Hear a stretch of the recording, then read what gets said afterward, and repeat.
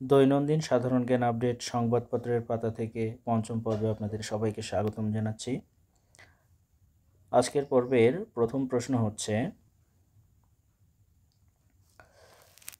2025 সালের এপ্রিল মাসে দেশে মোট প্রবাসী আয় রেমিটেন্স এসেছে।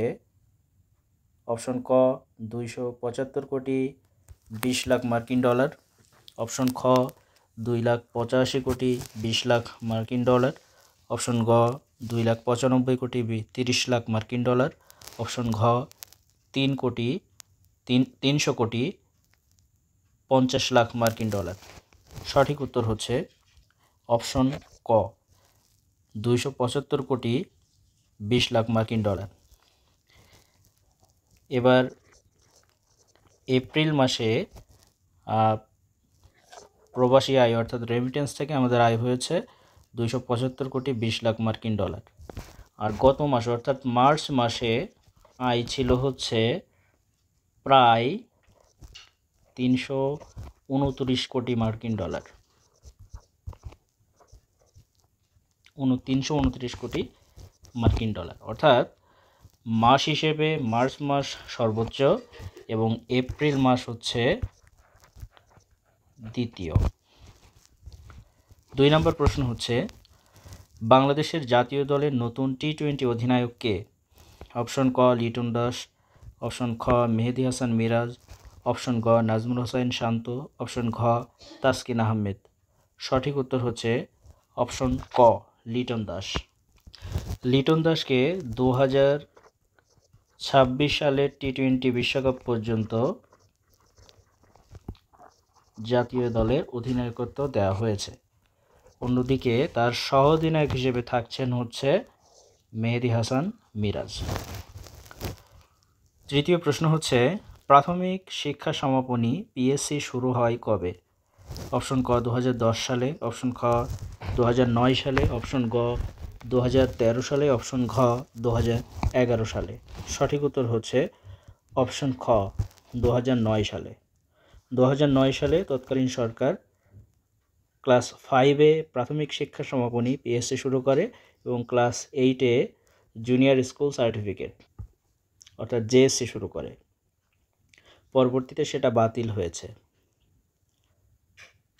4 নম্বর প্রশ্ন হচ্ছে দেশে প্রথম প্রায়োরিটি বা অগ্রাধিকার ব্যাংকিং সেবা চালু করে কোন ব্যাংক?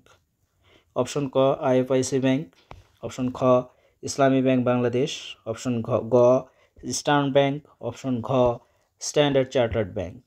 সঠিক উত্তর হচ্ছে স্ট্যান্ডার্ড চার্টার্ড ব্যাংক।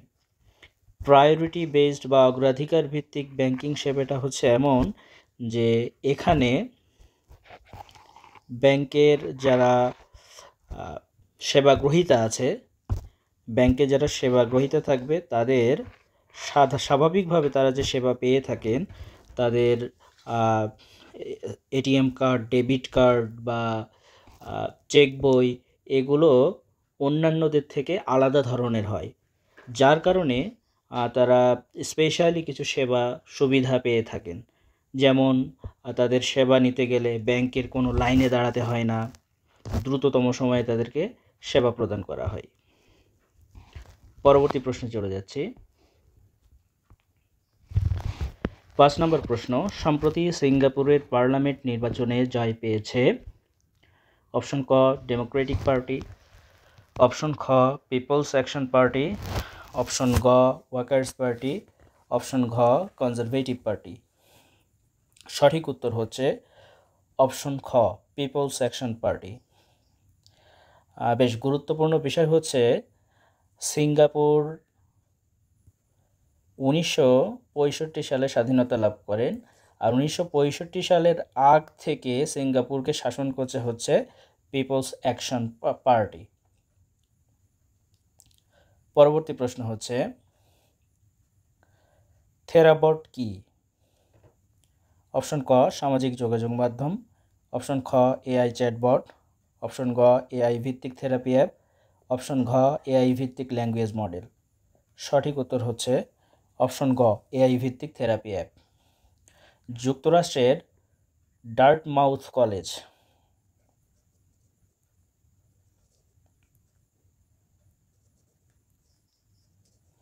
যুক্তরাষ্ট্রের ডার্টমাউথ কলেজ, তারা গবেষণার মাধ্যমে এআই ভিত্তিক একটি থেরাপি অ্যাপ চালু করেছেন, আবিষ্কার করেছেন, যেই অ্যাপের মাধ্যমে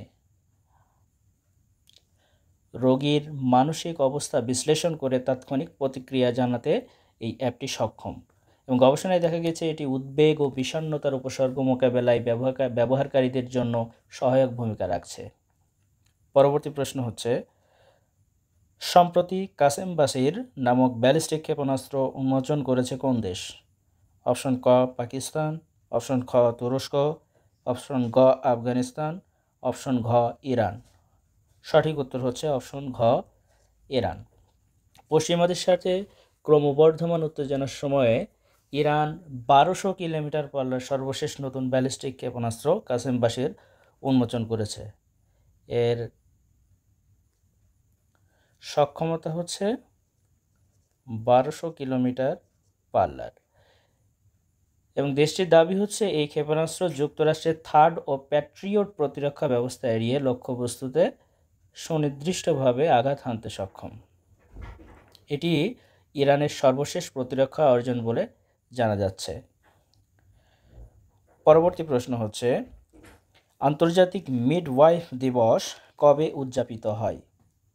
অপশন ক 1 মে, অপশন খ 3 মে, অপশন গ 5 মে, অপশন ঘ 7 মে। সঠিক উত্তর হচ্ছে অপশন গ 5 মে। অপশন গ 5 মে। প্রতি বছর 5 মে আন্তর্জাতিক মিডওয়াইফ দিবস পালিত হয়, এবং 2025-এ মিডওয়াইফ দিবসের প্রতিপাদ্য ছিল এবার হচ্ছে মিডওয়াইফ প্রতিটি সংকটে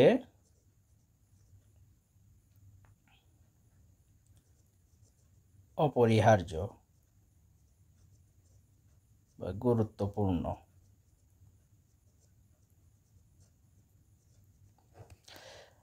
1992 সালের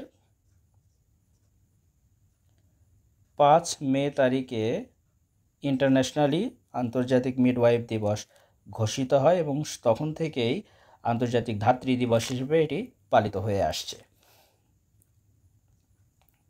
পরবর্তী প্রশ্ন হচ্ছে, বর্তমানে বাংলাদেশের লিড সনদপ্রাপ্ত বা সবুজ কারখানার সংখ্যা কত?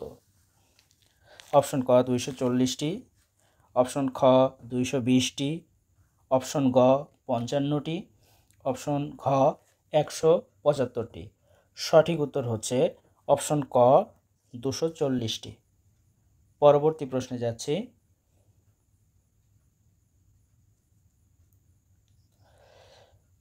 10 নম্বর প্রশ্ন, খাদ্য নিরাপত্তা নিশ্চিত করতে কোন সংস্থা তার সদস্য দেশগুলোকে অর্থায়নের ঘোষণা দিয়েছে? অপশন ক ওয়ার্ল্ড হেলথ অর্গানাইজেশন বা WHO, অপশন খ ওয়ার্ল্ড ব্যাংক, অপশন গ ADB, অপশন ঘ IMF। সঠিক উত্তর হচ্ছে অপশন গ ADB। খাদ্য নিরাপত্তা নিশ্চিত করতে ADB তার সদস্য দেশগুলোকে $30 বিলিয়ন সহায়তা প্রদানের ঘোষণা দিয়েছে। পরবর্তী প্রশ্ন হচ্ছে, নারী ওয়ানডে বিশ্বকাপের 13তম আসর কোথায় অনুষ্ঠিত হবে? অপশন ক হচ্ছে পাকিস্তান, অপশন খ ভারত, অপশন গ সংযুক্ত আরব আমিরাত, অপশন ঘ অস্ট্রেলিয়া। সঠিক উত্তর হচ্ছে অপশন খ ভারত। পরবর্তী প্রশ্ন, দেশের ইতিহাসে বৈদেশিক মুদ্রার সর্বোচ্চ রিজার্ভ $48.06 বিলিয়ন কখন জমা হয়েছিল? অপশন ক আগস্ট 2021, অপশন খ এপ্রিল 2022, অপশন গ আগস্ট 2022, অপশন ঘ এপ্রিল 2023। সঠিক উত্তর হচ্ছে অপশন ক আগস্ট 2021। পরবর্তী প্রশ্ন হচ্ছে, সম্প্রতি একটানা 15 ঘন্টা ধরে সংবাদ সম্মেলন করে রেকর্ড গড়েছেন কোন দেশের প্রধানমন্ত্রী? অপশন ক ইউক্রেন, অপশন খ মালদ্বীপ, অপশন গ নিউজিল্যান্ড, অপশন ঘ কানাডা। সঠিক উত্তর হচ্ছে অপশন খ মালদ্বীপ। মালদ্বীপের বর্তমান প্রধানমন্ত্রী মোহাম্মদ মুইজ্জু টানা 15 ঘন্টা ধরে সংবাদ সম্মেলন করে এই রেকর্ডটি গড়েছেন। এর আগে পূর্বে রেকর্ডটি ছিল হচ্ছে ইউক্রেনের প্রেসিডেন্ট জেলেনস্কির। তিনি টানা 14 ঘন্টা সংবাদ সম্মেলন করে রেকর্ড গড়েছিলেন। পরবর্তী প্রশ্ন হচ্ছে, সম্প্রতি ইউরোপীয় বিনিয়োগ ব্যাংক ইআইবি বাংলাদেশে নবায়নযোগ্য জ্বালানি প্রকল্প বাস্তবায়নে কী পরিমাণ ঋণ সহায়তা দিয়েছে? অপশন ক 45 কোটি ইউরো, অপশন খ 20 কোটি ইউরো, অপশন গ 35 কোটি ইউরো, অপশন ঘ 55 কোটি ইউরো। সঠিক উত্তর হচ্ছে অপশন গ 35 কোটি ইউরো। পরবর্তী প্রশ্নে যাচ্ছি।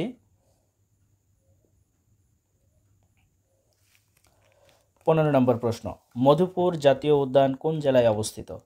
অপশন ক গাজীপুর, অপশন খ সিলেট, অপশন গ কুমিল্লা, অপশন ঘ টাঙ্গাইল।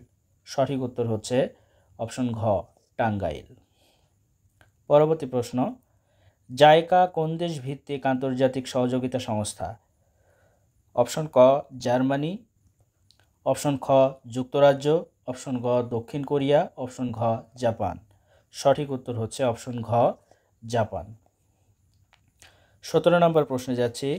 ঐতিহাসিক স্থাপনা হাজিয়া সোফিয়া মসজিদ কোথায় অবস্থিত? অপশন ক বাগদাদ, ইরাক, অপশন খ কাশ্মীর, ভারত, অপশন গ ইদলিব, সিরিয়া, অপশন ঘ ইস্তাম্বুল, তুর্কিয়ে। সঠিক উত্তর হচ্ছে অপশন ঘ ইস্তাম্বুল, তুর্কিয়ে। এখানে তুর্কিয়ে বিষয়টা লক্ষ্য করবেন, আমরা সাধারণত জারি হচ্ছে দেশটির নাম তুরস্ক, কিন্তু দেশটির অফিসিয়াল নাম হচ্ছে তুর্কিয়ে। এটা মনে রাখা দরকার, পরীক্ষায় আসতে পারে। পরবর্তী প্রশ্নে যাচ্ছি। সম্প্রতি কোন দেশ বাংলাদেশি নাগরিকদের জন্য চিকিৎসা সুবিধামূলক গ্রিন চ্যানেল ভিসা চালু করেছে? অপশন ক ভারত, অপশন খ চীন, অপশন গ থাইল্যান্ড, অপশন ঘ মালয়েশিয়া। সঠিক উত্তর হচ্ছে অপশন খ চীন। পরবর্তী প্রশ্ন হচ্ছে, গোবিন্দভোগ ও ক্ষীরসাপাতি দেশের কৃষিতে কোন ধরনের ফলের জাত? অপশন ক ইক্ষু, অপশন খ ভুট্টা, অপশন ঘ লিচু, অপশন ঘ আম। সঠিক উত্তর হচ্ছে অপশন ঘ আম। পরবর্তী প্রশ্ন হচ্ছে, সম্প্রতি বন্ধ হয়ে যাওয়া জনপ্রিয় যোগাযোগ মাধ্যম স্কাইপ কোন কোম্পানির অধীন প্রতিষ্ঠান?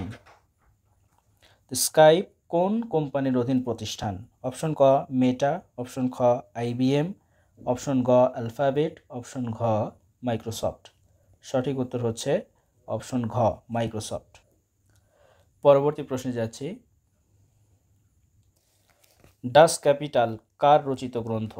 অপশন ক ফ্রেডেরিক অ্যাঙ্গেলস, অপশন খ কার্ল মার্কস, অপশন গ আব্রাহাম লিঙ্কন, অপশন ঘ লিও টলস্টয়। সঠিক উত্তর হচ্ছে অপশন খ কার্ল মার্কস। কার্ল মার্কসের একটি বিখ্যাত গ্রন্থ হচ্ছে ডাস ক্যাপিটাল। এখন এখানে একটা বিষয় গুরুত্বপূর্ণ, এই ডাস ক্যাপিটাল, এই ক্যাপিটাল শব্দের বানানটা একটু আমাদের ঠিক রাখতে হবে, মাঝে মাঝে এটা বিভ্রান্ত করতে পারে। তো এই ছিল আজকে আমাদের আয়োজন। পরবর্তীতে প্রতিদিনের সংবাদপত্রে আসা সাধারণ জ্ঞানগুলো এক নজরে ভিজুয়ালাইজেশন ভাবে দেখতে আমাদের চ্যানেলের সঙ্গে থাকুন।